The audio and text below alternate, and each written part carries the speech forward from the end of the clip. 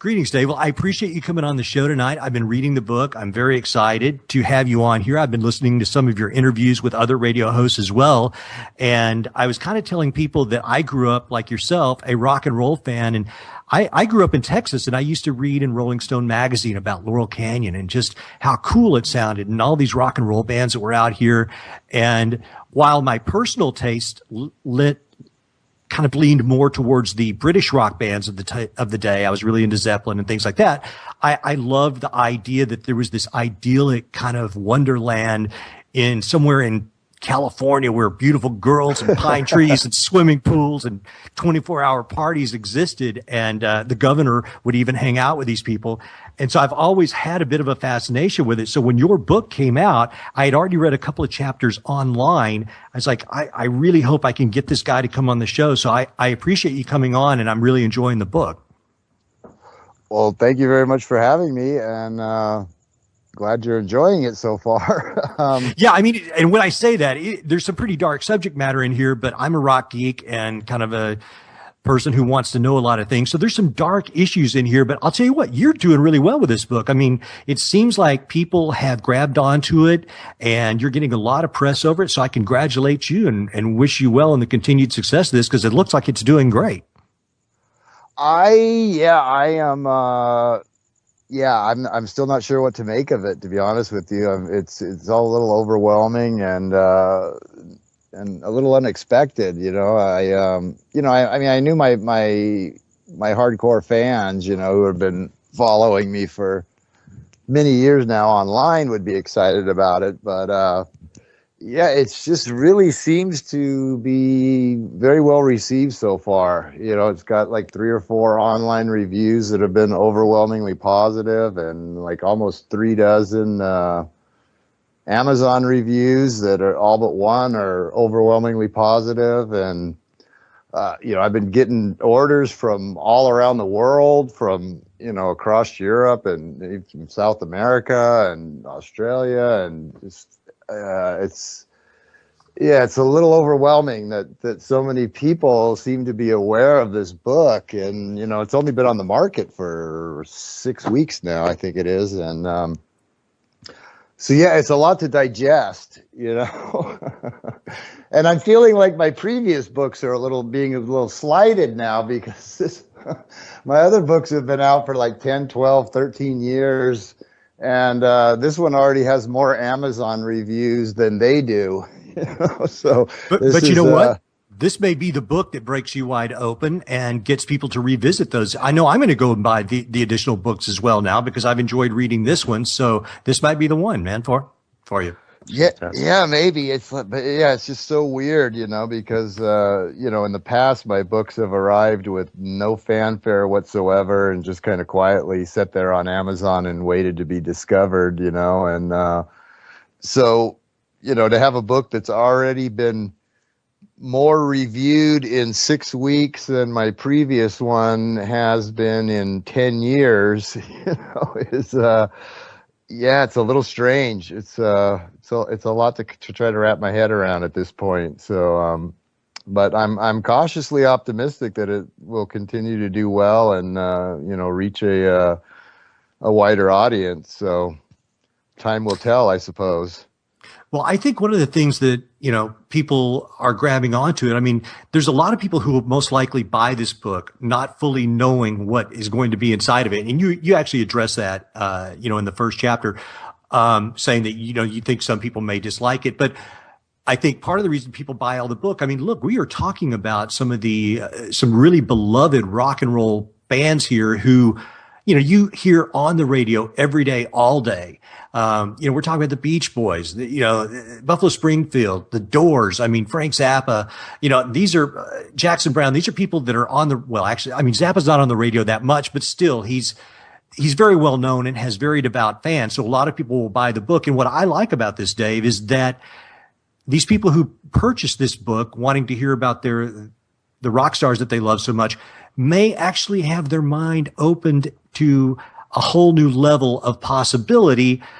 I like rock and roll and I like these types of stories that you're telling, but I know not everyone's like me and would never even conceive that there are the connections that exist that you are putting in this book. Yeah, it's I mean, a lot of people do not even realize just how many people came out of that canyon in a very short amount of time that became just these huge iconic artists that, like you say today are like household Yes. names, and that you can hear every day, even now on, classic rock stations all across the country. I mean, everyone from the Doors and Love and the Byrds and Buffalo Springfield and the Mamas and the Papas and Frank Zappa and the Mothers of Invention, the Monkees, the Beach Boys, Three Dog Night, Alice Cooper, Crosby, Stills and Nash, Crosby, Stills, Nash and Young, Poco, the Flying Burrito Brothers, probably a whole bunch of others that I'm leaving out. I always do because there's just so many. It's the Eagles, and then all the singer-songwriters. James Taylor, Jackson Browne, Joni Mitchell, Judy Sill, Judy Collins, Carole King. The songwriters like Paul Williams and Warren Zevon before he became known. Just an amazing array of artists that came out of there, and to this day, the people just revere these people. They're still very much iconic figures, and there's a tremendous amount of interest in them, and so, there's no doubt in my mind that a percentage of the people that stumble across this book are, aren't going to find it that it's exactly what they think it is. Right. And because, I mean, in the past, my books, there hasn't been a lot of mystery, and, if you look at my previous titles on like Amazon, in the section where it says, like people who shop for this book also looked at, and, there are all these conspiracy titles, but with this one, there's some of that, but also you'll see in there, that people that looked at this book also were looking at Michael Walker's Laurel Canyon or Barney Hoskins' Hotel California or Harvey Kaepernick's Canyon of Dreams, the more mainstream tellings of the Laurel Canyon story. So, yeah, some of the people that get it might be in for a bit of a shock. And, some of them will find it very intriguing, very interesting. And, some of them will probably be prone to dismiss it, especially the people that really don't want to let go of their idols, Sure. And so, yeah, we'll it's... Are the Monkees not real? Is that what And well, then, the of course, Monkees are stealing my dreams. There's also the Charles Manson thing. Charles Manson weaves his way through this entire storyline, and there is still to this day just intense fascination with Charles Manson. You could fill a whole section of a bookstore with everything that's been written already on him, and people just can't get enough. This is true.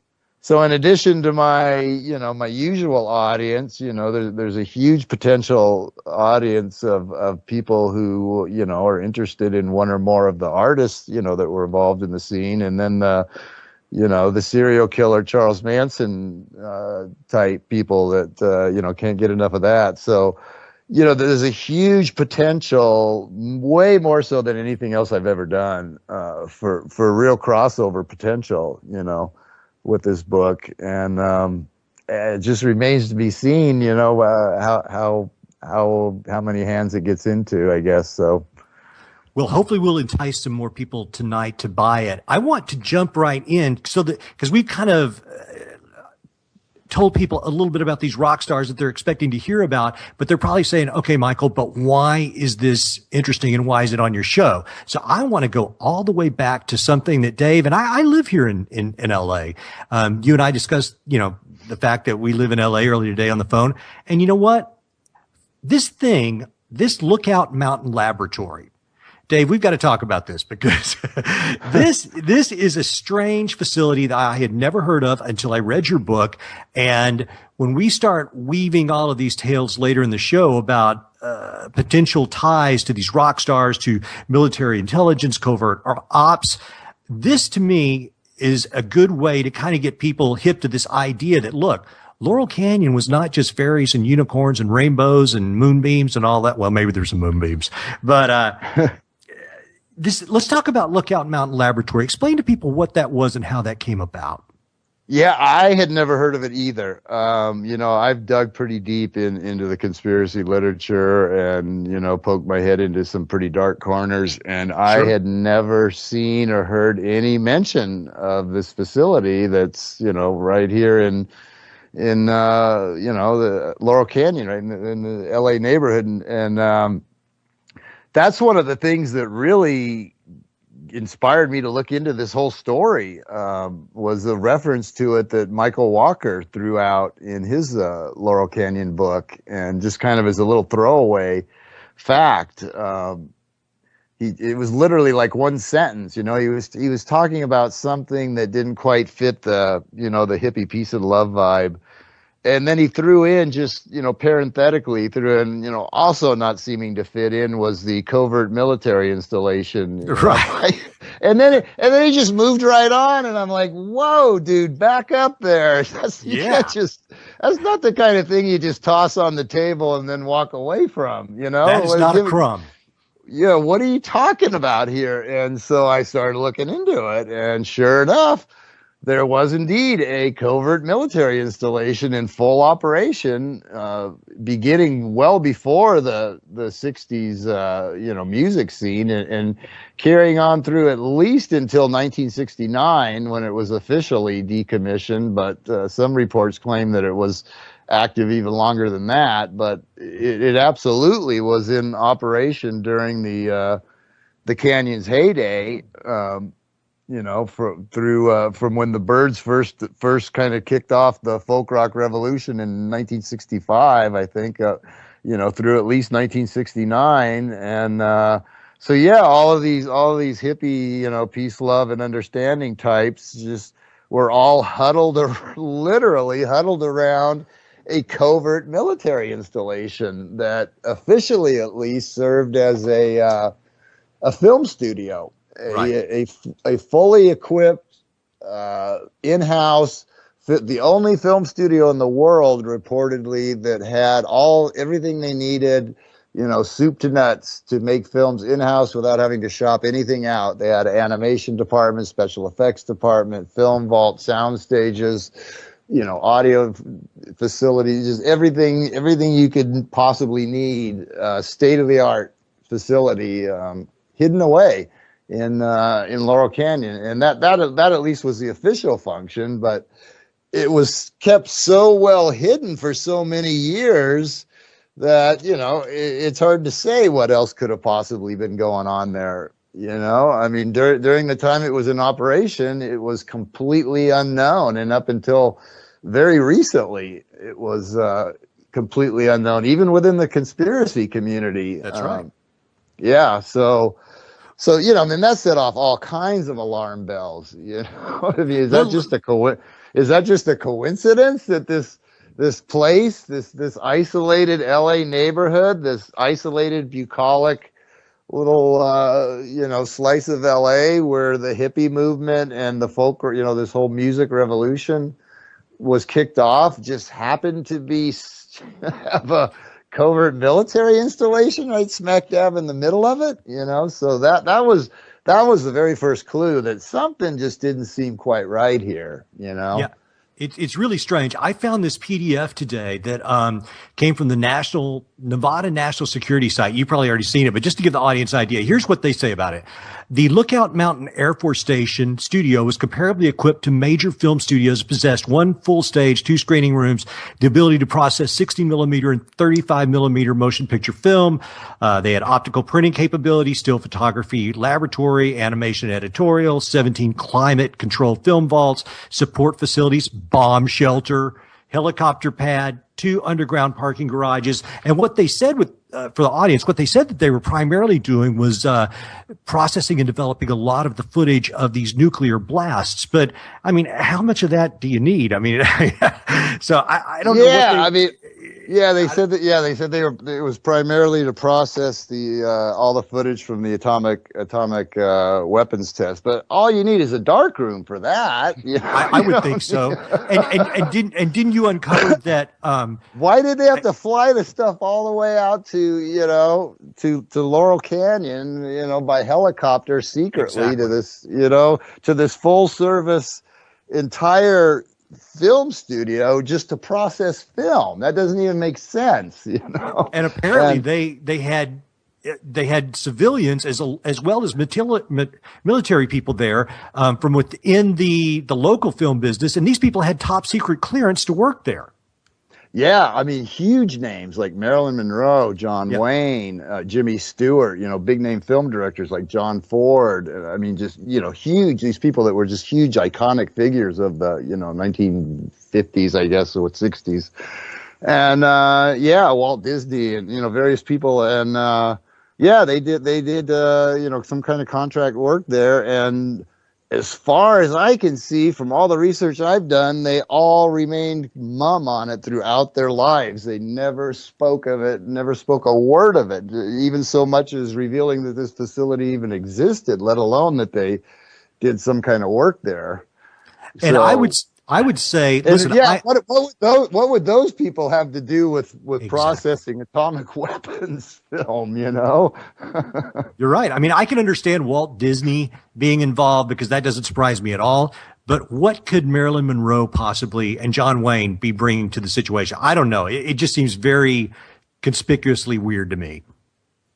Yeah, and according to some sources, this was like a state-of-the-art facility that actually pioneered some of the technology, some of the visual and auditory, technology, 3D and, all of this kind of stuff that we, that's advanced light years since then. But the origins of a lot of that stuff was actually this facility. They were way ahead of they were like the top studio in the world, yes. I mean, more so than Warner Brothers or, any of the big name ones. They had them beat, they had better equipment and more, better facilities, and it was absolutely state of the art. And there's no way that all of that was invested just to process raw, film stock. That doesn't make any sense, I agree. Or why actors would even be there. Yeah, it's very strange. So I just wanted people to understand. First of all, we've got this facility here that even those of us who kind of enjoy reading this type of material, we didn't even know it was there.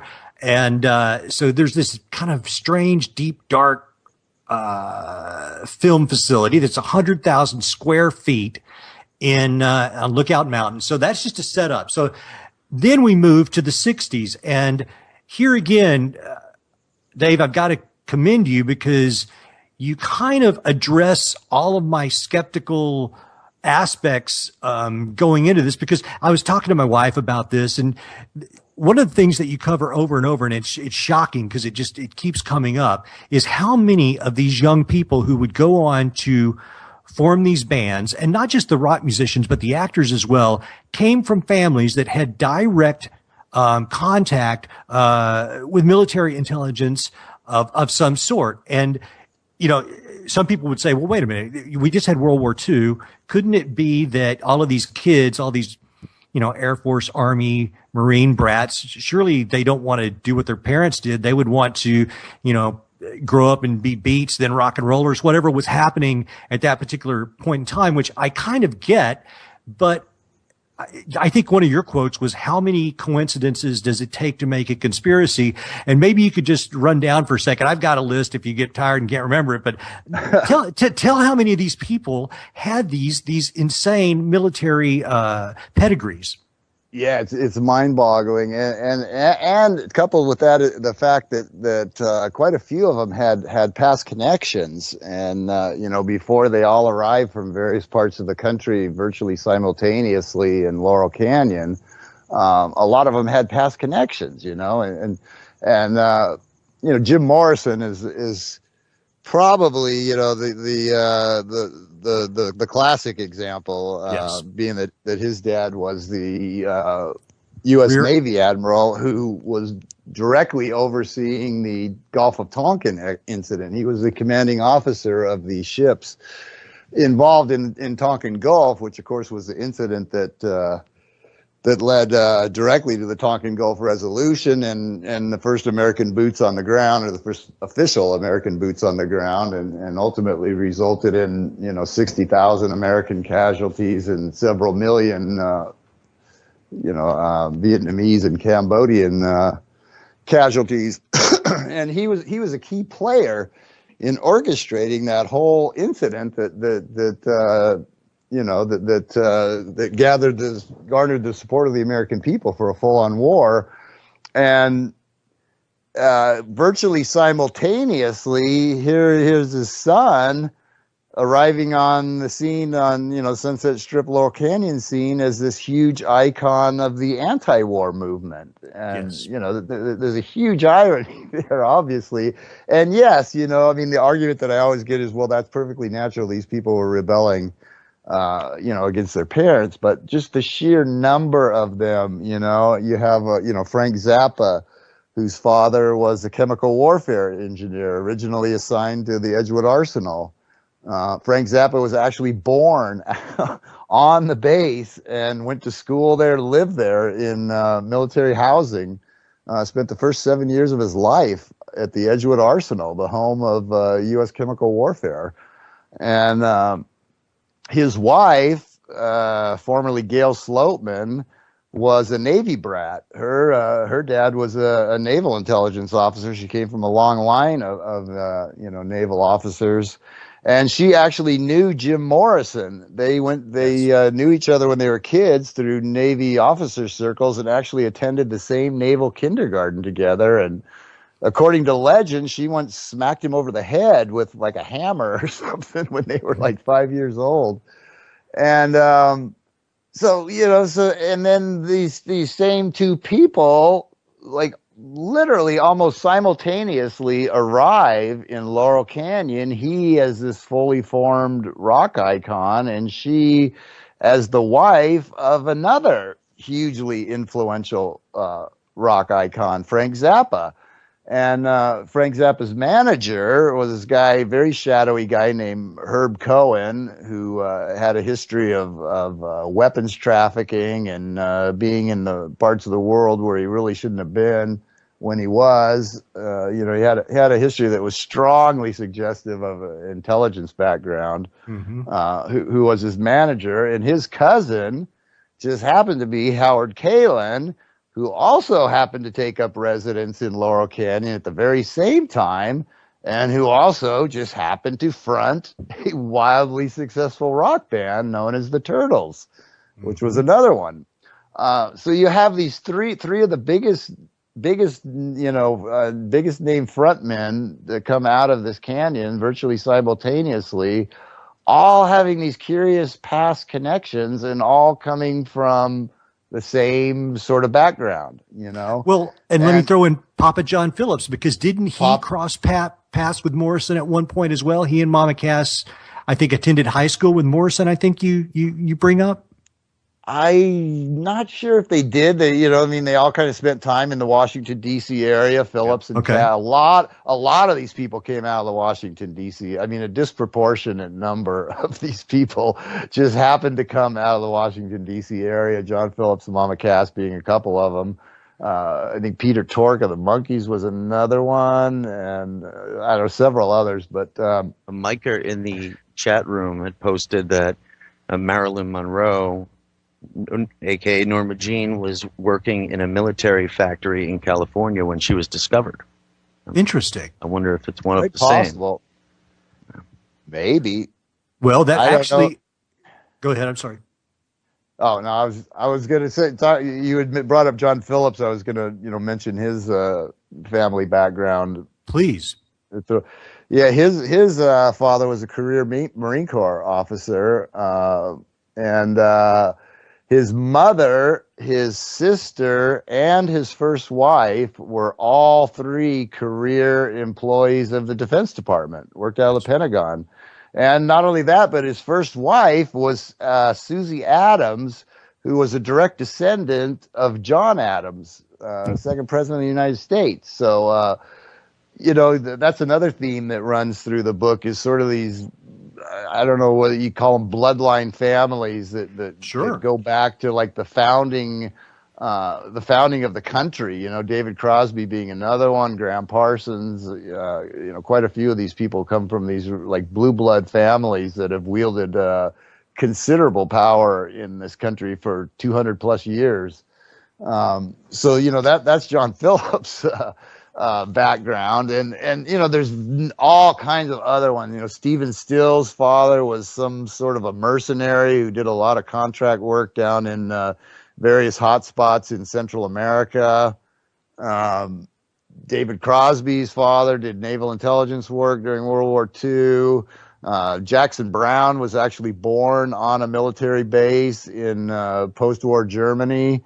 All three of the guys from the band America were sons of Air Force officers who met on a base in England that was known for being something of an intelligence outpost.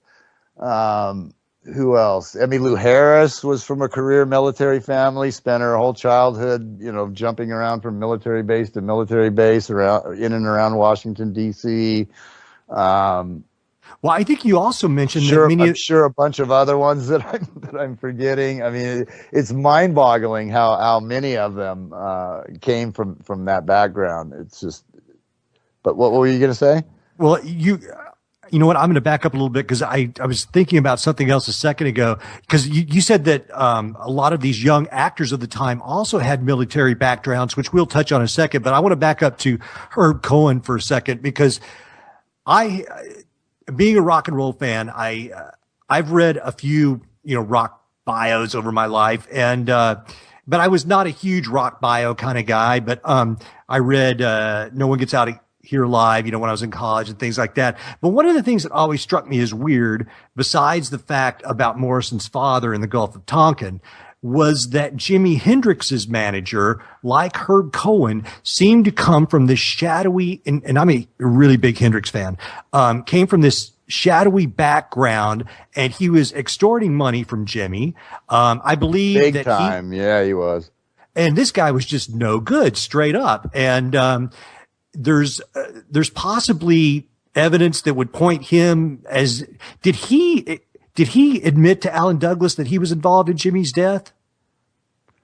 I don't know if he admitted it. He admitted it various times, or he bragged of being an intelligence operative. He didn't keep any big secret of that, and he was a very, very shadowy, very sketchy character to say the least. He was exploiting Hendrix to an extreme degree, and Hendrix had this really weird episode where he was like kidnapped or some, very shadowy, kind of vague. The details have always been really very vague and sketchy on that, but apparently he was like kidnapped for a few days or something, and his manager and his relationship with his manager were bizarre to say the least, and Jeffrey ended up dead, not long after Hendrix, or he faked his death.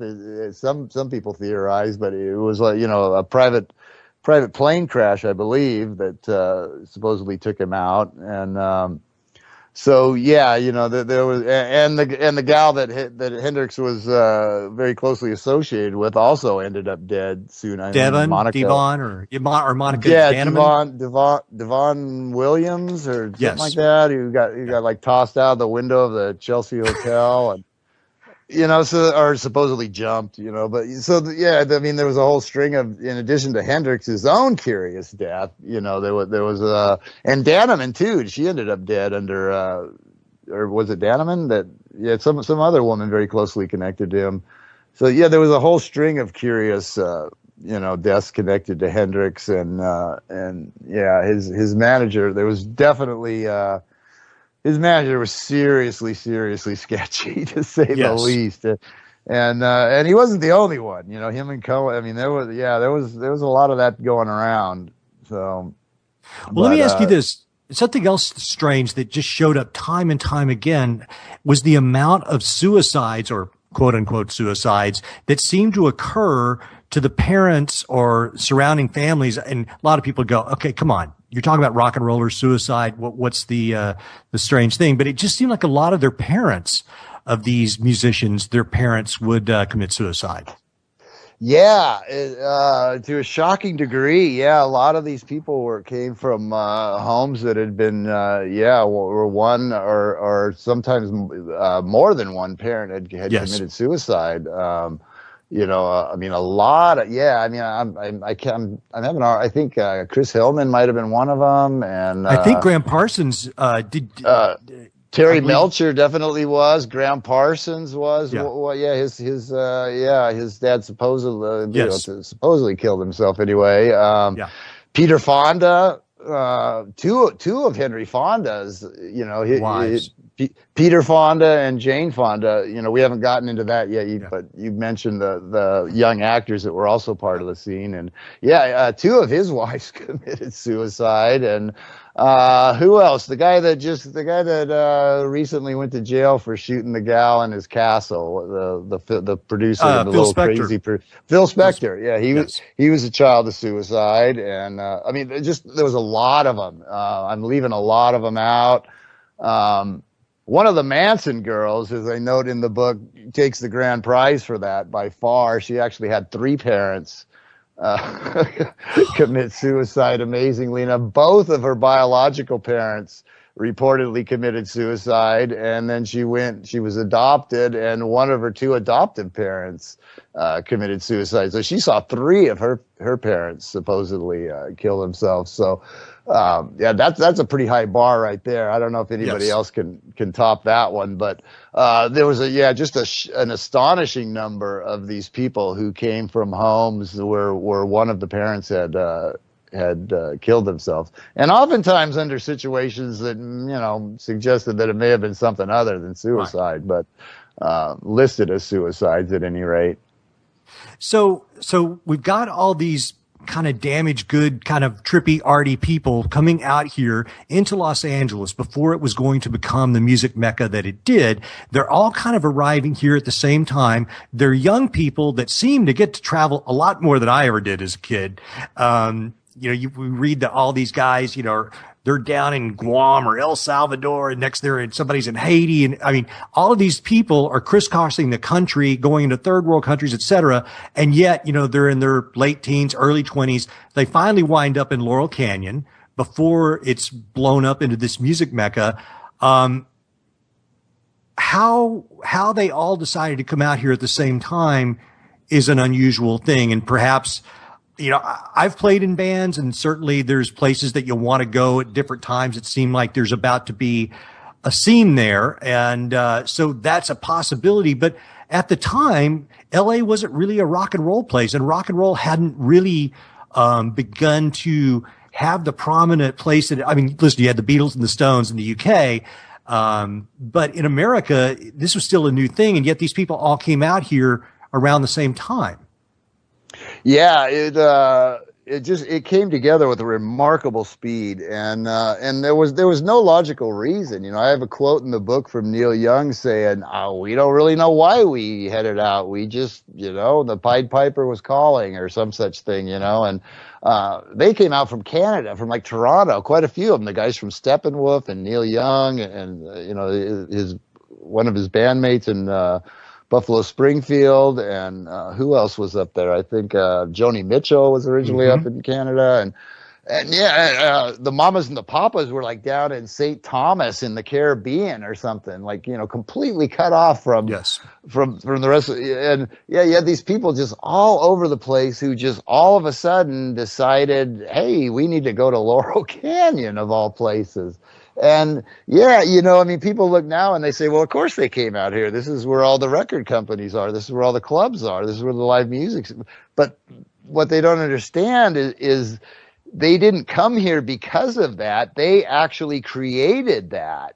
Right. They are the reason. I mean, they arrived, and next thing you know, clubs are popping up along Sunset Boulevard like mushrooms, you know, out of nowhere. You got the Whiskey and the Roxy and the Kaleidoscope and the Ciro's. just all Ciro's and London Fog and all kinds of ones that are long forgotten now. Pandora's Box and I don't even, you know, just on and on and on. Beto Litos and It must have been all a these clubs fantastic time to be on that strip. just these clubs just start, you know, so the bands arrive, there's no real music scene, there's no real club scene, but all of a sudden now here's all these venues for them to play.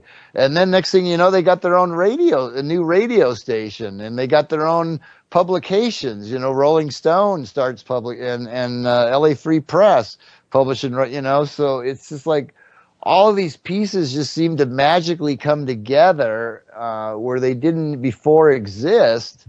And, you know, so there was no reason initially for them to come here, but once they arrived, suddenly there was a reason for them to be here, you know? Well, it was all very odd. It was just a very odd series of events that all these people from all over I mean, not just all over the country, but even from out of the country, from Canada. John Kay and one of his bandmates came all the way from Nazi Germany to join the Laurel Canyon scene. You know, I mean, these people were coming from everywhere and congregating in this one isolated geographic area that initially there was absolutely no reason for them to be there, you know? And so yeah, it was very, very odd, very, very odd turn of events, to say the least. Well, let's use the Byrds as kind of a test case, because here's one of the things that was very strange to me when reading your book. Now, generally, when a rock and roll band forms, you know, you've got a group of people who've been trying to learn their instruments for a while, and occasionally you'll get a band who's maybe made up of people that are not technically gifted, like a punk band or what have you. But usually, a band is made up of people who've been in many bands before, and they've been trying to learn their instrument and their craft. And then once they get together, if they can stay together, then it's an uphill battle for a few years. You know, playing some clubs, trying to get booked in clubs, trying to get good enough to be professional, then to write some songs, and then try to get enough good songs to maybe put out an indie record or get on college radio. And then after that, you're trying to get a record deal with a major label. Long story short, this is a process that usually takes most bands, you know, several years. And yet, here's this band, the Byrds, who is the first band to break out of Laurel Canyon, and everything went down for them in a matter of months. Yeah, it was astonishing, and especially considering that two of the guys had never even ever in their lives even played the instruments that they were assigned to play. You know, Yeah. I mean, you had Chris Hillman, who was by all accounts a virtuoso mandolin player. You know, but he was a mandolin player, and he played it in bluegrass band. I mean, he completely different instrument, completely different style of music. And he's the guy that they draft to be the bass player of the world's very first folk rock band. I mean, the drummer, Michael Clark, he was a bongo player. You know, it doesn't exactly translate to holding the drumsticks in your hand. And, you know, so two of the four guys had literally never played their instruments before in their life. And yet they're the guys that you know, form this literally groundbreaking band, and like you say, had a recording contract seemingly overnight. We're in the studio cutting records in, you know, in no time at all. And you know, well, you also said that someone gave them their instruments. Yeah. It was Naomi Hirschhorn. I thought that was I don't know. I get confused between them. I do too. Springfield, because they both, you know, I mean, they both Yeah. got these big names in them, and they were kind of the two big flagship bands of the time. But yeah, they well, both of them, yeah, just benefactors just happened to come along and give them all these nice shiny new instruments that they didn't even actually know how to play. I mean, Gene Clark and David Crosby were passable guitar players, but certainly certainly not what you would consider accomplished musicians, at least not initially. And the other two had never played their instrument. The only one who was had any actual talent on the instrument he was hired to play was Roger Jim McGowan, who was a very good 12-string guitar player, but yeah, the rest of them couldn't play. And most of their first album was it was written by people like Bob Dylan and Pete Seeger. They took these folk rock classics or folk classics and sort of electrified them. And none other than Jim McGowan, none of these guys actually played on their first couple albums. It was all done by studio musicians. So there was a very, very manufactured nature to the band initially. These people were literally cast more for looks than for their actual musical talents. And their first album was created by taking songs written by other people, having it performed by studio musicians, and then overdubbing some vocal harmonies from the actual band members. And gotcha. I tell you what, Dave, hang on just a second. I hear the music. I think we're going to take a break here at the top of the hour, but when we come back, we're going to have Dave McGowan back on and start looking at some of the actors and some of the remaining weird aspects of Laurel Canyon. This is Michael Parker, Electric Pyramid. Going to take a break.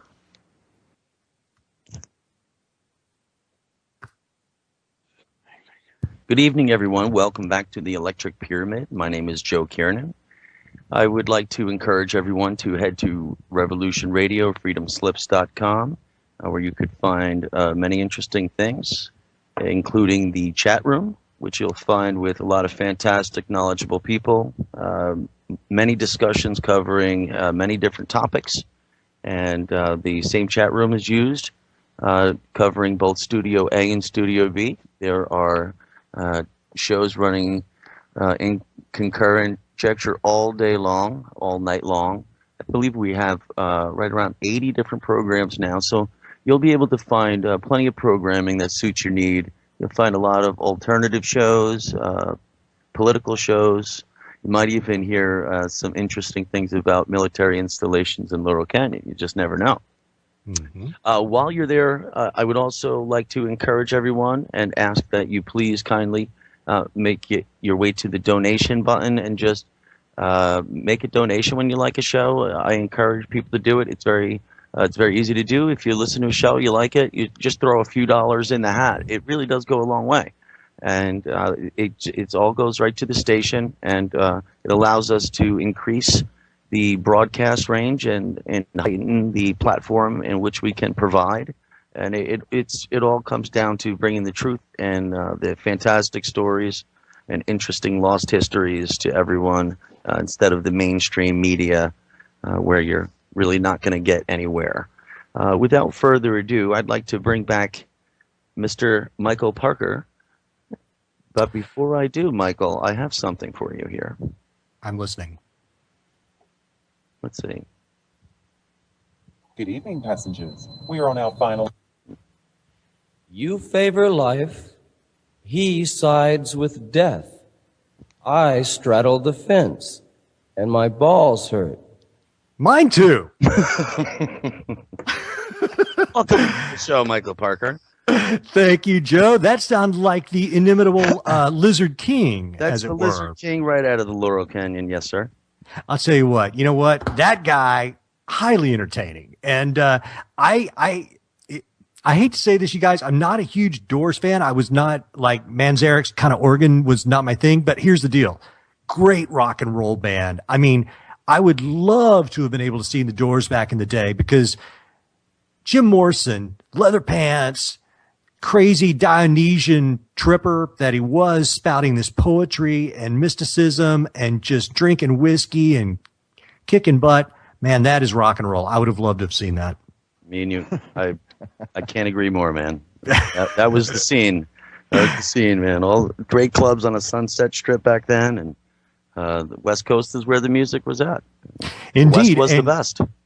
Well, I'm not going to say still is. The East is pretty cool too. The East is a beast, the East, man. But I've been out West too. I lived out there, but the East Coast is my home. Absolutely, and a good place it is. You guys, we are back for the second hour. My name is Michael Parker. This is the Electric Pyramid. This is our third episode, and I got to say, man, I'm having a really good time. I'm glad that I'm here, and we are speaking to a person that, frankly, I really want to party with. This is Dave McGowan, one of my brothers from the Valley here in the great San Fernando Valley, and we were talking about his new book, Weird Scenes Inside the Canyon, Laurel Canyon, Covert Ops, and the Dark Heart of the Hippie Dream.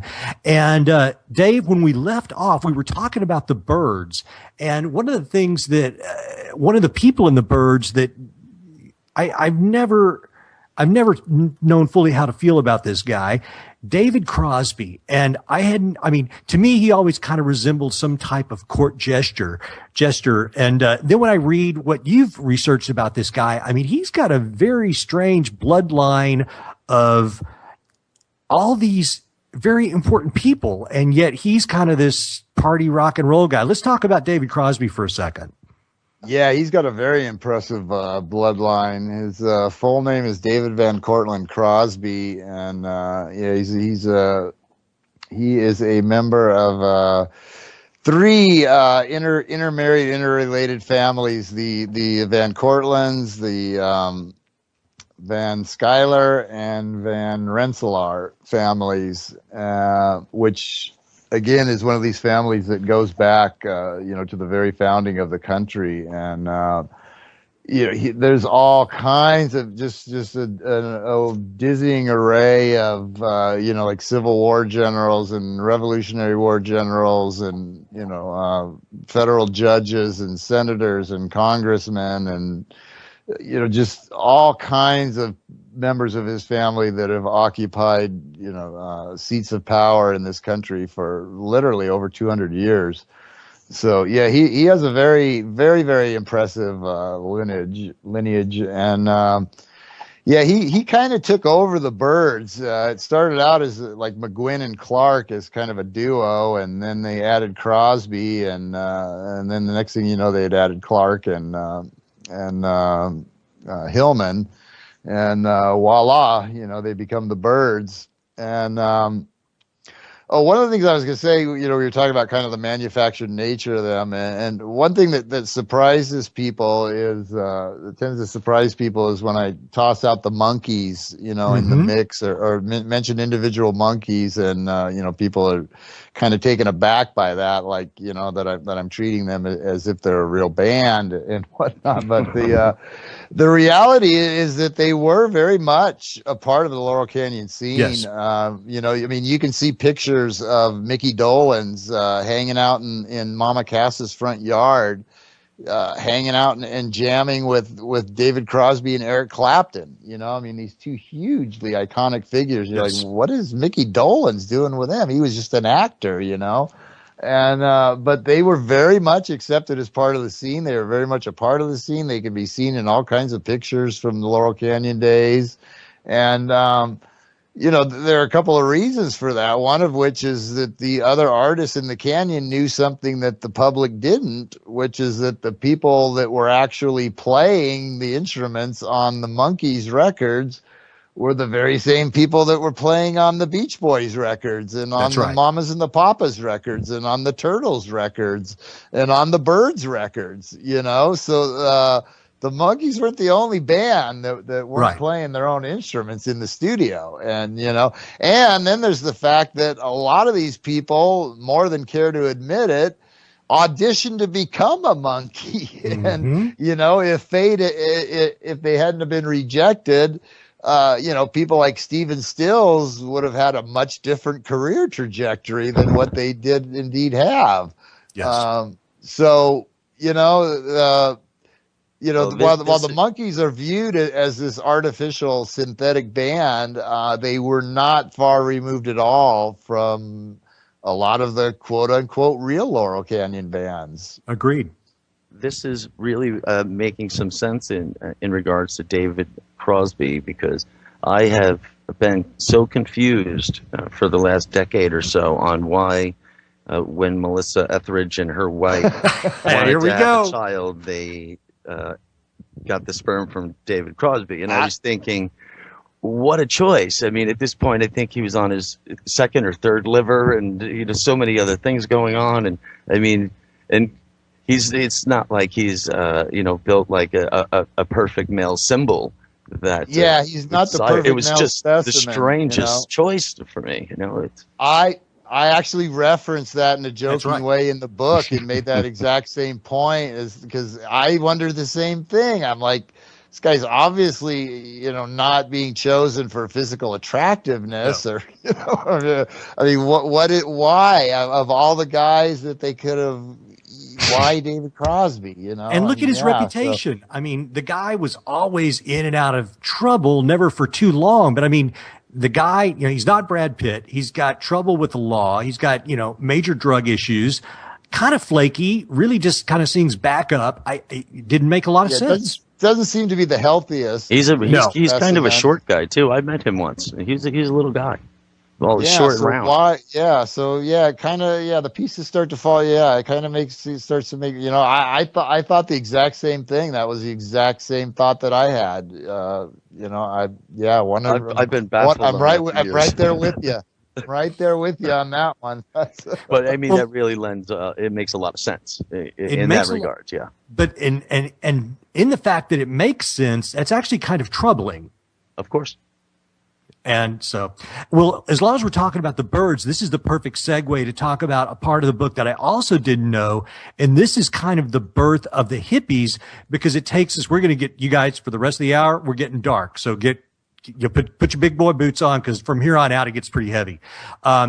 This brings us to the Palikas, and kind of the origin of the true hippie phenomena, which I think most people, 99 out of 100 people would probably say hippies originated in San Francisco.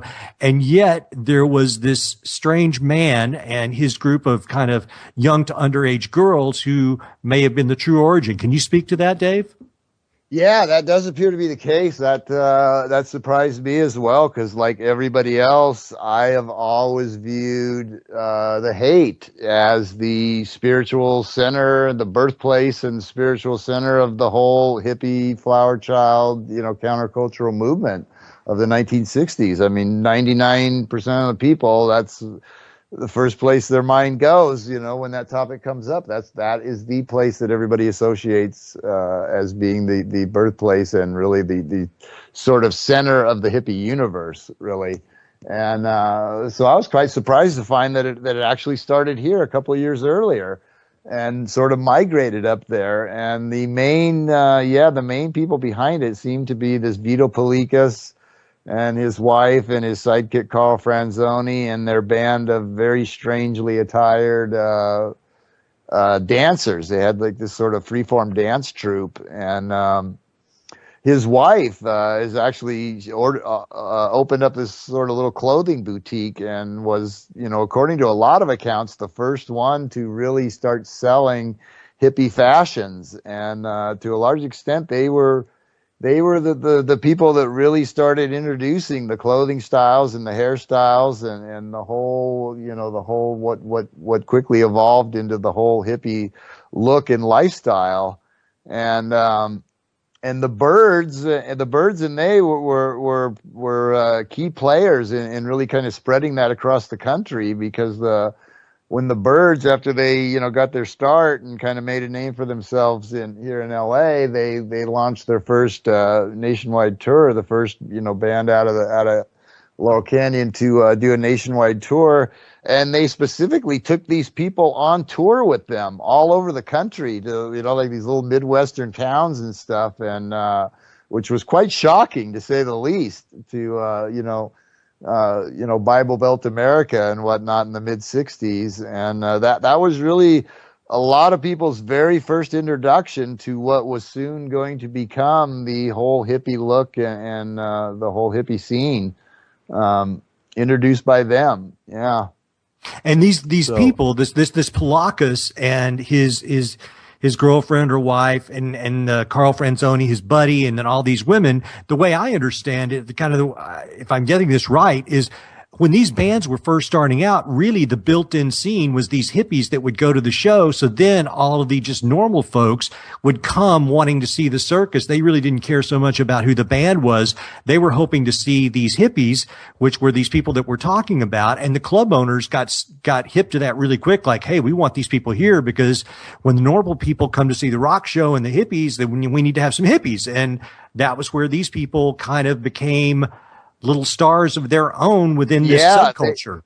They were kind of the kings of the strip. They were let in free and pandered to by the club owners who wanted them in the audience. And in the early days, it was as much about the spectacle on the dance floor as it was about what was happening on the stage, which also helped to draw attention away from the fact that a lot of these bands weren't that good, by the admission of their own managers and agents and producers and whatnot. I have quotes in the book saying, these guys really could not play very well live, right.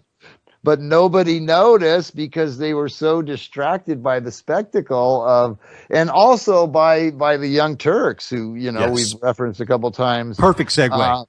It was very, very widely advertised that people like Jack Nicholson and Peter Fonda and Bruce Dern and James Mansfield and Jane Fonda and Sharon Tate and all this whole Young Turks circle were heading out, on a regular basis and hitting these clubs.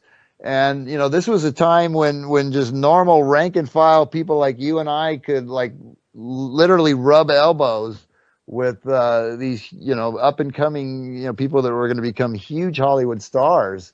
And so, and a lot of people, have admitted this, including, Frank Zappa's wife said, the initial attraction wasn't the bands. Nobody cared about the bands initially. It was the people were coming because for the chance to meet in person their favorite stars and to see this crazy spectacle of these wildly gyrating, long-haired freaks, which is what they were initially called, freaks.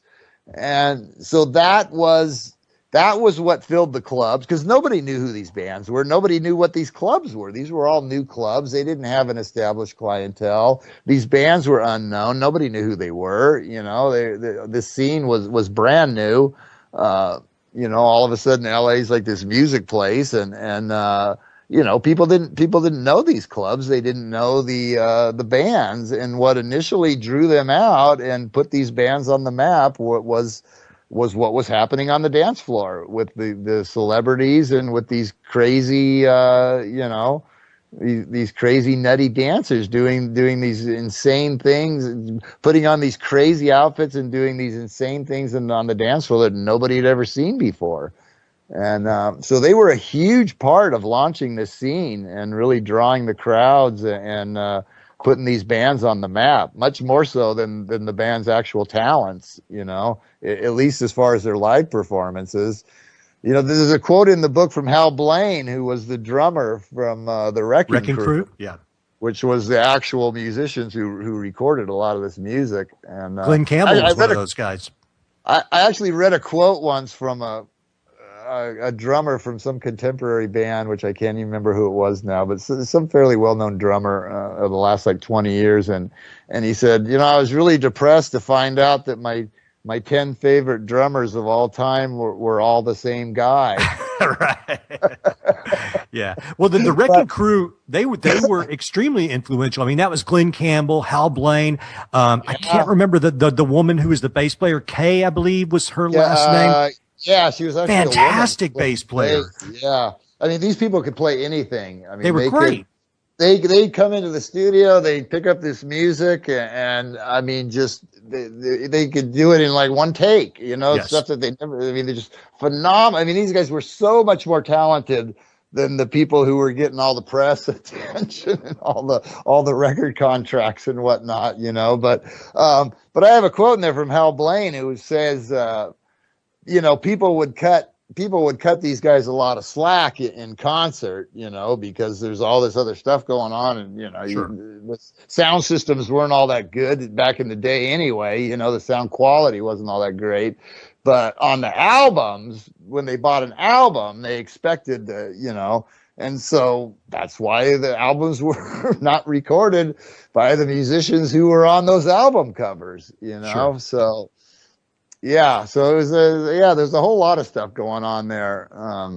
Well, let me, because we've got 40 minutes and so much to cover. So let me jump ahead here. I'm going to have to cherry pick all the good bits. I don't want to give your whole book away, but there's some things I got to talk about. So we've got these rock and rollers coming up. They're partying their brains out. This scene is coming up. These clubs, these rock and roll station. All these things are seeming to happen in a really quick pace. Now we've got the Young Turks, who are all these actors who you mentioned, who also seem to have these weird military connections. They're all partying up in Laurel Canyon. And then along comes this guy with some girls, this Charlie Manson character. And for some reason, this guy ingratiates himself with all these rock musicians. I really like Neil Young, and I was very kind of bummed out to see that Neil Young was such a, you know, so enamored with Charlie Manson.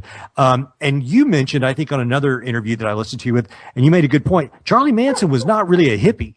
He had a completely other different thing going on. How did he wind up in LA, and why was he so well connected? How did this happen? Yeah, he was very much more tightly integrated into the scene than a lot of people, you know, like to admit. You know, to this day, a lot of people don't know that John Phillips and Mama Cass were actually originally on the witness list to be called as witnesses at the Manson trial. That's but they crazy.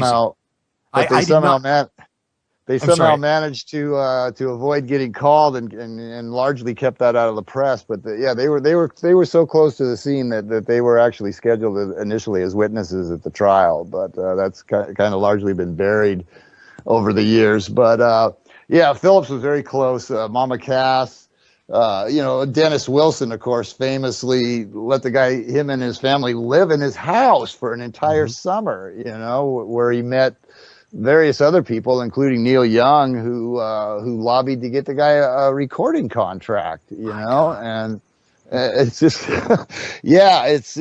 know, you took him over to Brian Wilson and you know, recorded demos with him. A lot of people recorded his stuff. You know, all the tapes seem to have, you know, largely gone missing. And, you know, the Beach Boys famously recorded one of his songs, which they, you know, basically stole from him and retitled. And, you know, I mean, they were very, very much a part of it, and like the Monkees, you know, they were largely accepted as peers. You know, had Charles Manson, you know, had things gone slightly different, Charles Manson could very well be just as famous as he is today, but for entirely different reasons. Right. You know, how did he wind up in L.A.? Because wasn't he incarcerated as a kid or something? I mean, he'd spent almost all of his life, his juvenile and adult life in various correctional facilities, prisons and correctional facilities, you know, right up until like March of 1967, I think, is when he got out and arrives on the scene and immediately starts, you know, establishing industry connections and gathering a following. You know, this guy's like you know, he's considerably older than the rest of the crowd. Most of these people are, you know, barely out of their teens, and Manson's, you know, well into his 30s, and he's an ex-con, and he's this little, you know, scrawny little guy, not much to look at, and yet he arrives on the scene, and, you know, he's being courted by all of these, you know, these rock stars, and he's got people following him. You know, I mean, just this huge entourage of beautiful women, you know, that he's carting around with him, and he was very welcome in a lot of places because he brought all of these very young, attractive, and very willing women along with him who would do basically anything he told them to do, you know? And so he was, he was a popular guy to have around. So, just like Vito Polikas, same thing. I mean, there was astonishing parallels between the two, actually. Polikas also had a retinue of very young girls who were very ready, willing, and eager to please their master, so to speak. Mm-hmm. And so, yeah, man. And Bobby Beausoleil, his right-hand man, his lieutenant, who was convicted of the Gary Hinman murder, he was also an accomplished musician and very much a part of the scene. Actually played as one of the rhythm guitarists in the band Love when they were still the Grassroots, before they became Love, and was dropped because they had the only reason he was dropped, according to Arthur Lee, who led the band, was that he couldn't afford to pay two rhythm guitarists. He had two on the payroll at the time, Brian McLean and Bobby Beausoleil, and he let Bobby go. He kept Brian McLean primarily because Brian McLean had direct connections to Vito Polikas and his crew, and he knew that Brian could leverage that to draw the crowds to their shows. Mm-hmm. And so that's the primary reason that Bobby Beausoleil was dropped, or else he could have, again, like Manson, he could have gone a completely different route. I mean, both of these guys were very much a part of the scene and could very, very easily have, gone the direction of a David Crosby or a Stephen Stills instead of the direction that they ultimately went. Well, we all know what was going to go on to happen, and I do have a master plan here on my thread. So we've got this guy in the background up to whatever he's up to, and this brings us back to the question of all of these young musicians were supposedly anti-war activists. They're partying, they're having a good time. They're supposedly kind of the voice of a generation. This is against the background of the Vietnam War, which is a horrible war. And so supposedly they're speaking out for the youth of America. And one would think that if they were saying all of these anti-war, making all these anti-war statements, you would think that that would not be taken lightly by the establishment. And the point that you make is that, listen, all of these people were taking a ton of drugs. They were not hiding that fact. If they would ever get arrested, they were not apprehended for very long. And then the even more astonishing thing is that it seemed like none of these people would ever get drafted either, and they were the primary age. So you've got so many weird things all happening simultaneously that don't seem to make a lot of sense. Dark overtones, people breaking the law, having a party, and yet getting away with it. Yeah, that's another problem with the whole notion that these people were sort of the counterculture rebels, is if they were such a thorn in the side to the powers that be, why were they allowed to continue doing what they were doing when the state obviously had tools at its disposal to make life very miserable for them, and they didn't even have to use like heavy-handed tactics to do so, because there was a war raging and there was a draft, which is the whole reason for this scene to begin with, purportedly. Yeah. And yet almost all of these guys who were, populating these bands were draft age males. And yet I could not find a single instance of anyone in this entire scene whose career was interrupted by the war. I mean, not even someone like someone that nobody's even heard of, like the drummer for the Turtles, who I couldn't even begin to tell you who it was. Right. But I mean, even somebody like that, not one single case could I find where one of these people had not been, and they received draft notices, but they were always able to get out of it, in one way or another. And then, there's the question of why the police turned a blind eye to them. These people were flagrant, and whatever you think about the laws, is irrelevant. The fact of the matter is that there were pretty harsh drug laws, in those days, still are. And these people were openly not only using and promoting the use of, but in some cases, like wholesale trafficking of drugs.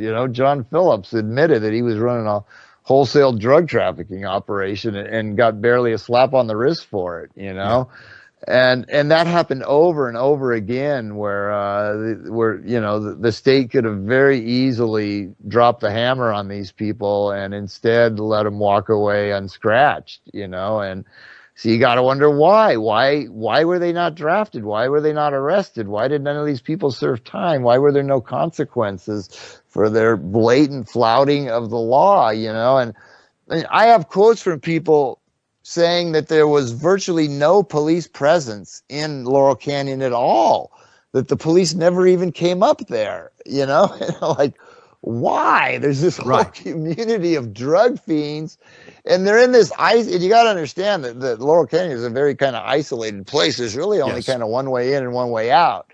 They could have very easily gone in, blockaded both ends of Laurel Canyon Boulevard and Mulholland Drive, and barricaded that entire community and gone and done a sweep through there and probably arrested every damn person living there. If they had wanted to. It would have been very easy to do. And yet they didn't even send routine patrols through the area. They took a total hands-off, by all accounts that I found, the LAPD took a hands-off policy towards Laurel Canyon during its heyday and just let them do their thing.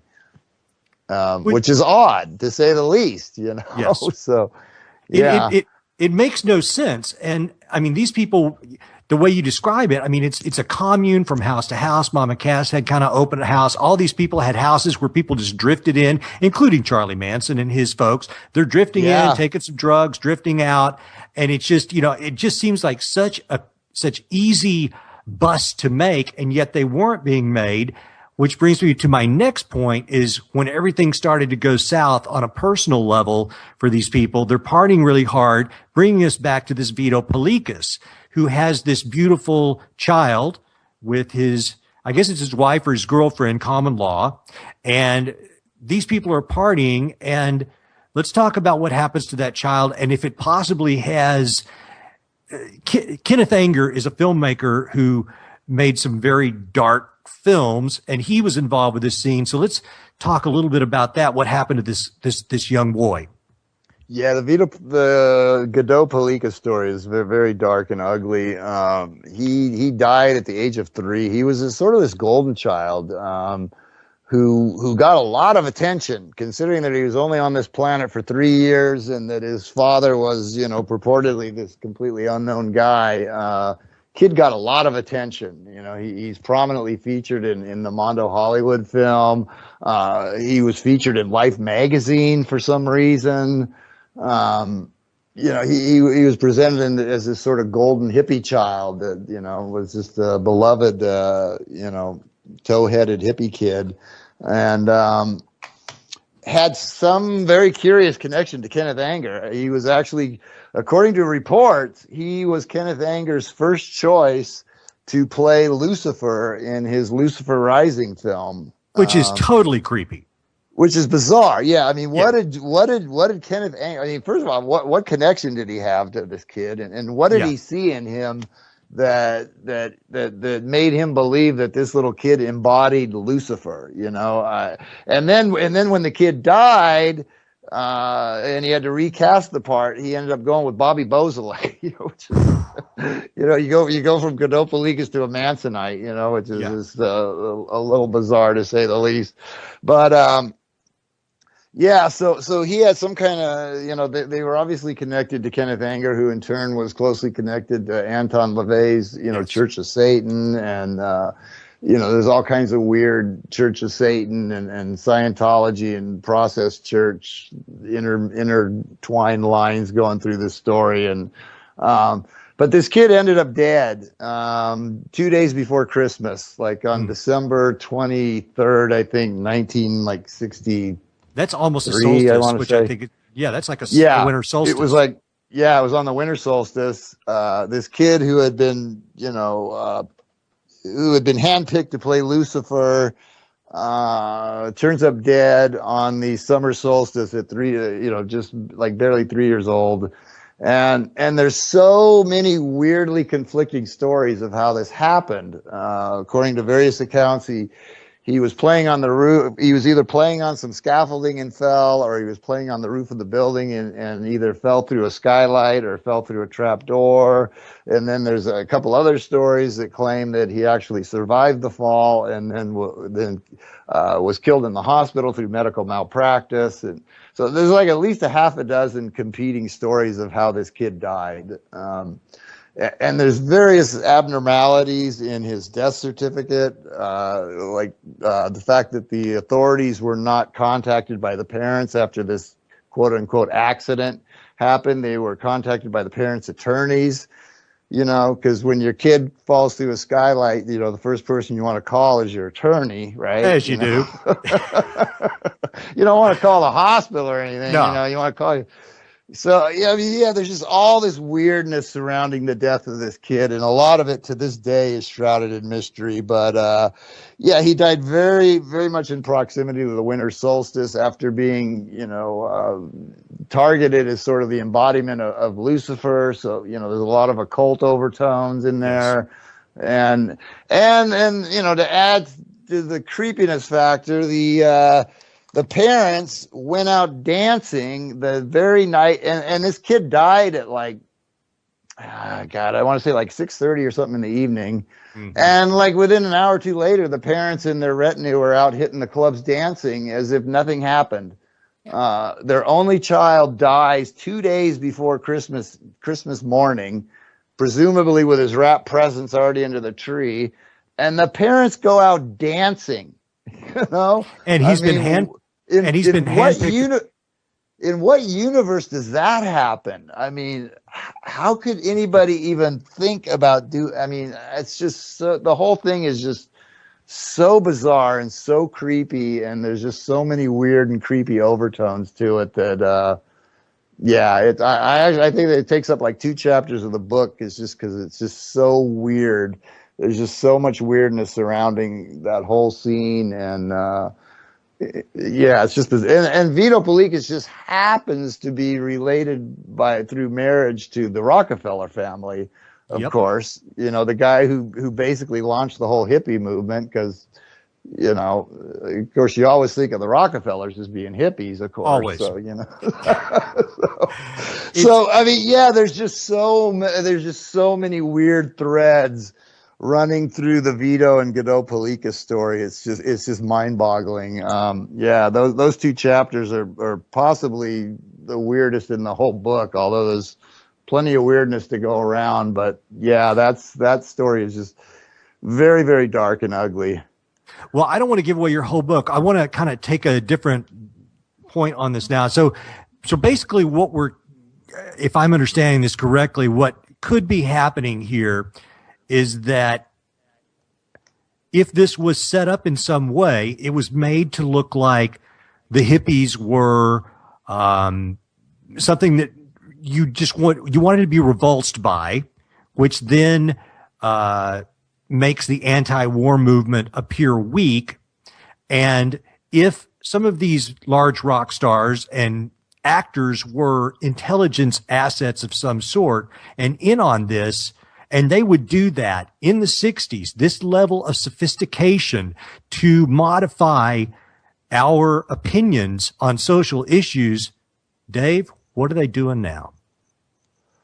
They're giving us Miley Cyrus and Lady Gaga and yeah, I mean, we've kind of reached a point now where, and people always ask me this, you know, they say, well, are you saying that these people were no talent hacks that No. were only maneuvered into the positions that they were because of who they were? And no, I'm not saying that. I do believe that some of them are vastly over. I think David Crosby personally is vastly overrated. Agreed. And a few others.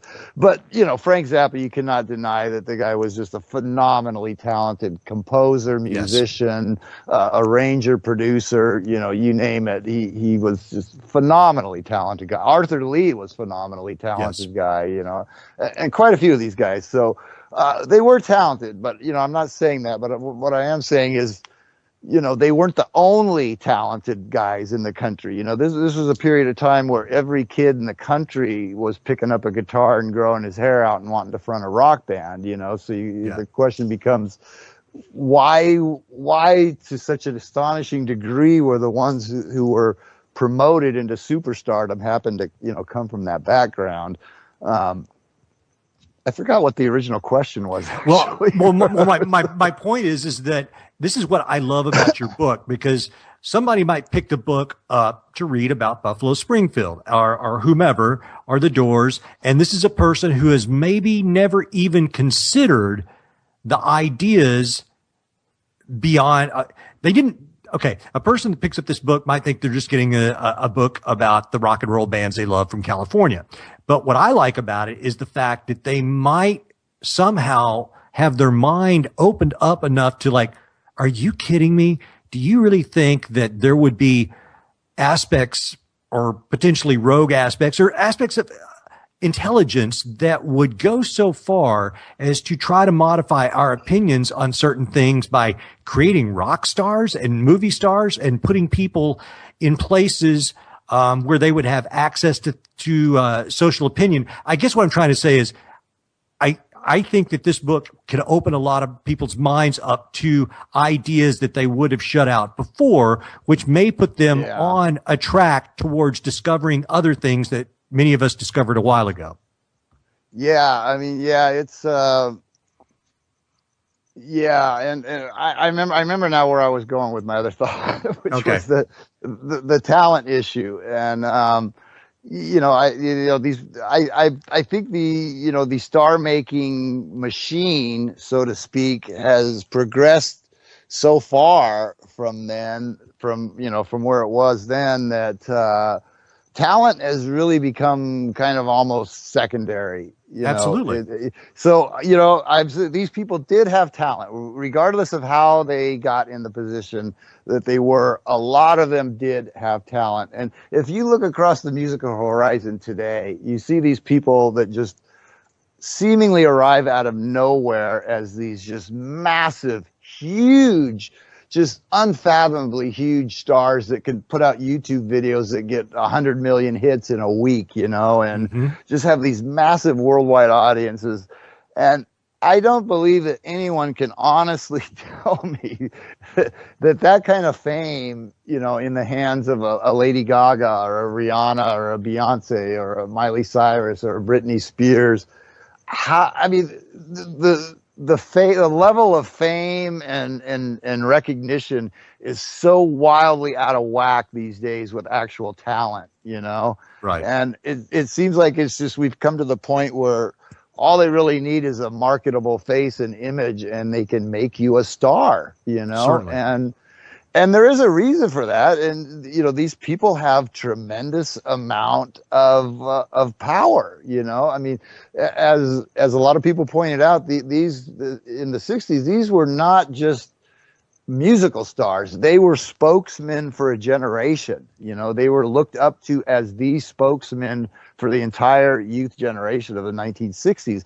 And so their words, their actions were hugely influential. And, Yes. So it's not really that hard to understand why people would seek to control those voices, and continuing right up until today. And I think it's much more obvious today. And the symbolism that's on display in videos and on these real high profile performances, like at the award shows and the Super Bowl halftime shows and stuff. Right. Now, I mean, it's pretty much in your face now. It's mind-boggling, really. And we've come along. The 60s almost seems like kind of an innocent time, where talent was still valued, and they were still making good music, at least despite all these dark undercurrents. The music, that you can't argue with the music that came out of it, Well, let me even raise the ante up a little bit more, Dave. Not even going with the musical aspect of it. Here's what I'm wondering. At that time, really rock and roll music, pop culture was movies and music, and that was the fulcrum. That was the primary point of popular culture. So rock and roll being the medium that was coming out of music, that was pretty much the most powerful form of pop culture of the time, that and movies. And now I'll ask you this. I would wonder, and I'm sure people have probably already talked about this, but I would think today that those same intelligence communities may now have moved into Silicon Valley or creating video games. What I'm saying is that the ways of modifying humanity's behavior, especially in America, you would use whatever the most state-of-the-art popular culture tools were at the time. And I do think, who knows, man, Angelina Jolie's probably an intelligence asset. I mean, she's just dying to be, Miss UN, Miss, Council on Foreign Relations. Who knows? Maybe she just. I know. Yeah, I know. Yeah, and how about Bono? Right. I used to love you too back Me in too. Like, the Unforgettable Fire. I'm a huge fan. Joshua Tree days. I mean, I have all their original stuff. I just loved them. And then next thing you know, the guy's traipsing around Africa with the president of the World Bank. Right. Like, whoa. Yeah, Maybe he's not on our side after all. And yeah, you see it's an ugly world we live in, and the people that are propped up as the people that we're supposed to look up to are not always what they appear to be by any stretch of the imagination. And you got to be very careful in choosing your icons, choosing your heroes, and they know that we'll follow these people wherever they lead us, Yes. Well, here's another thing about like the Lady Gagas and things like that, because I have young daughters and I like music and I try to stay up with what's going on. And, when Madonna did the Super Bowl halftime, when Lady Gaga, had the videos that supposedly had a lot of Illuminati imagery. I'm to the point, Dave, where now I don't know if they're doing it because they're trying to put these symbols out there to let us know, or if they're doing it because they want us to think that they're into that. I mean, it's so convoluted now that I don't, is Jay-Z into Illuminati imagery, or are we just getting played? I really don't know. I don't know, but it's certainly in your face. I mean, there's Yes, entire there's entire websites out there now that break down every new video and every new performance tape that comes out of the Grammys or whatever, and they'll point out to you every single Masonic symbol or every occult symbol and point out how blatant the occult symbolism means and what it all signifies. I mean, it's all right there in your face. You don't have to. You don't have to spin records backwards or drop a couple hits of acid and stare at Beatles album covers for a couple hours to find it. It's right in your face. Right. You can't miss it. So it's the best place to hide. Yeah, Out in the open. So. Well, Dave, I know you've got a book signing coming up at Book Soup here in Hollywood. I believe that's on June 22nd. I do. I'm very excited about that. It's really my first, after all these years of, laboring semi-anonymously on the internet, it's my first real chance to get out and meet my public, meet all these people that have so, my fans are just absolutely, my readers are absolutely the best. I mean, they have been so supportive of me for so many years while I've, worked here in semi-obscurity and poverty. And, I'm really excited to find, there's people I've been, they've been keeping in touch with by email with me for years and whatnot. And I have no idea how many of them are close enough to the LA area to be able to attend, but to the extent that they are in the area, I'm very excited to actually get out and to actually get out and meet these people and rub shoulders with some of these people that have been so supportive of my work all these years. So I'm gonna try to... it's June 22nd, which I think is the summer solstice actually, and I don't know Very how appropriate. that happened. my publisher picked the release date for my book, and he picks April 30th. You know, one of the most notorious occult dates on the calendar. I'm like, really, dude? Did you? Yep. And he claimed ignorance. So I wrote him. I sent him an email. I'm like, really, dude? Is that like deliberate? And he's like, what are you talking about? It's just another day, isn't it? Not really. Like, oh. I said, you got a lot to learn about the world. And so somehow my book ends up being released on Walpurgis Nacht, and my first big public appearance is on the summer solstice. So I mean, I guess it's kind of appropriate in some way, but it's just kind of weird that it worked out that way. Tonight you're on during a full moon on Friday the 13th.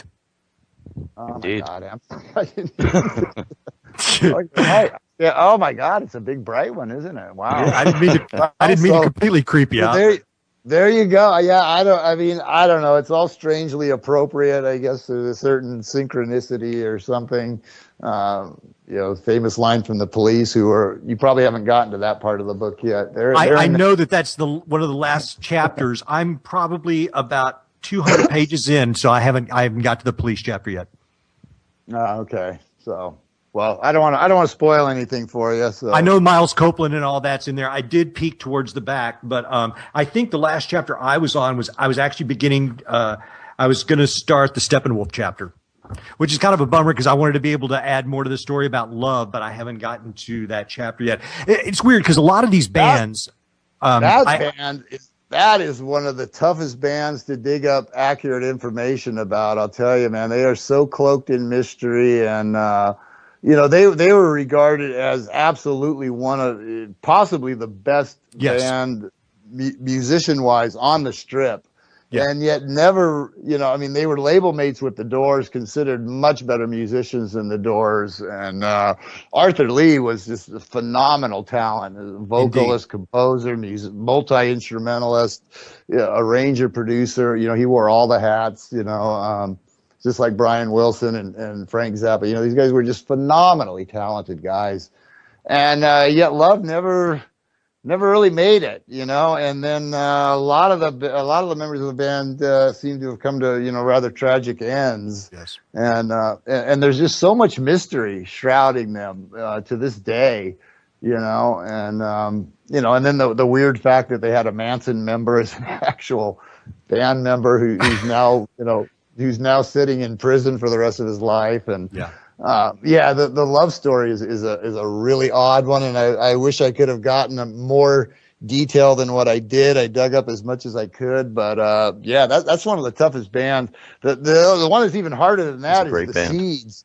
The Seeds with Sky Saxon. Their big song was "Pushing Too Hard." Yeah, and they were all closely tied to the Source and Father Yod, who then ended up dead, and who was this ex-Marine guy. And, he ran this vegetarian restaurant that was just laced with all this Masonic symbolism. And then he went off to Hawaii and supposedly died in a hang gliding accident. And as you do. That's a whole weird. That one I didn't even get into the book because I was unable to find enough to really put together a workable chapter, which was one of my big regrets. Because I know there's a really, really bizarre story in there somewhere, but very hard. Those two bands are very much shrouded in mystery, Love and the Seeds, and largely forgotten by most people except for real hardcore rock fans. There were two people, I know we're almost out of time, but there was two people that I wanted to ask you about, and this may come out of left field, but I actually really like Burt Bacharach. And he was certainly not part of the Laurel Canyon scene, but he was certainly a giant in popular music in LA at the time. Did he mix with these folks at all? Not that the name did not come up in any. I mean, I've read everything. I've read everything that I could find, every book, magazine, article, web post, I devoured everything I could find that's ever been written on the scene, and I did not find any. No, well, actually, I'm glad to hear that. I've seen. So you can still keep one of your heroes, right? Yeah. You still keep one of here's another person that I was wondering about that could potentially go on the Laurel Canyon death list, and it's an obscure thing, but Terry Kath, who was the guitarist for Chicago in like 76 or 77 or something. The guy like blows his head off accidentally, and I think that his wife was sitting right beside him, and she went on to marry Kiefer Sutherland, I believe. But did you come across anything regarding that? I did not. I wish you had told me that several months ago when I squeezed it in the. There's just, I mean, I'm sure I left out quite a few of it. There's a staggering number of deaths, which we didn't even get to that part. Just the rivers of blood running out of that canyon. Incredible. And all the houses burning down. It's just, there's such a backdrop of violence and violent death that is just in such stark contrast to the whole peace, love, and understanding vibe that we're supposed to associate, with the scene, and just mind-boggling array of curious deaths, including the Manson murders and the Wonderland, including the two most notorious mass murders in the history of the city of Los Angeles, which were both directly connected to Laurel Canyon. One of them actually happened in Laurel Canyon. And it's just, that's a whole nother aspect of the scene that's dark and ugly, is how many people came to unfortunate ends that were either killed either in Laurel Canyon, or people directly connected to the scene who came to very unfortunate ends, often under questionable circumstances.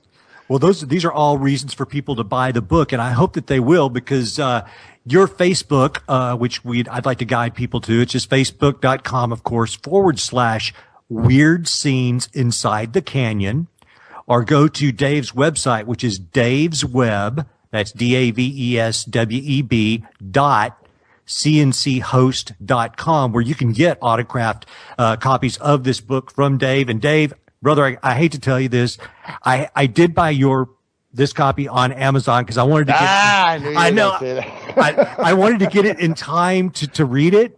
And so I want to encourage everybody else to buy it directly from Dave, if possible. And you'll get an autographed version of the book.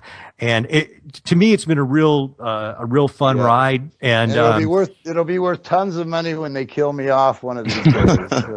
Absolutely, eBay that bad boy. But Dave, I really appreciate you coming on tonight and spending your time with us, because it's been a lot of fun for me. I appreciate you having me. I really enjoyed it. It was definitely one of the great time.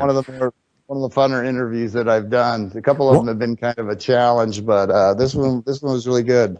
Well, I'm going to try to come to your book soup signing. They probably won't let me in with my copy, but I'll just buy one of your other books that day. And yeah, man, we got to go have a drink or something at some point, because I've got a lot of things to tell you that I didn't get around to tonight.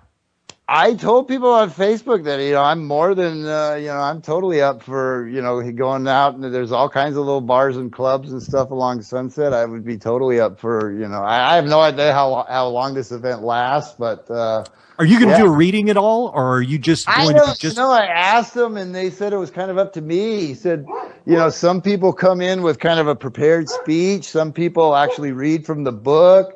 Some people do it as sort of a question and answer thing, and some people just give a very short presentation and then just have people line up for, and then talk to them one by one as they, I don't know how many people are actually going to buy books. I think a lot of my fans have probably already got it and just want to come to meet me. So I don't know how many books Book Soup is actually going to sell at this event, but we wish you well. I kind of prefer to do it as a question and answer thing. It's just easier than trying to come up with stuff off the top of my head, and just I don't know. We're just gonna wing it and see how it goes. I have no idea what size crowd to even expect or anything else.